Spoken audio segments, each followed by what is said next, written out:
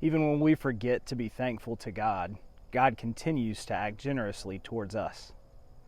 The books of Ezra and Nehemiah, in addition to 1st and 2nd Chronicles, tell the story of Israel coming back into the Promised Land after the exile.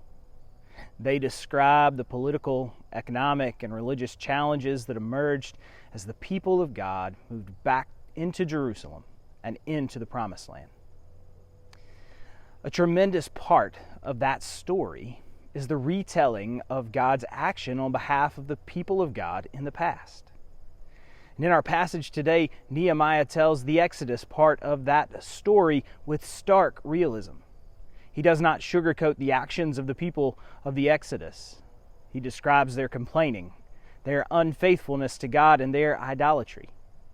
But in the midst of all their unfaithfulness, Nehemiah reminds us that God kept leading them toward the Promised Land. God continued to move and act on their behalf to keep God's part of the covenant.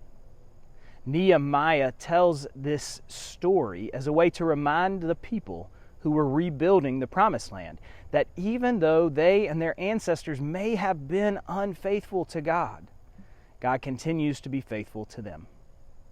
If you've not been as thankful this week as you hope to be, if you have not had time to rest, relax, and recharge in peace and quiet, and if you've been worried about things that really don't matter to the detriment of the things that do, know that God has still been moving and acting on your behalf.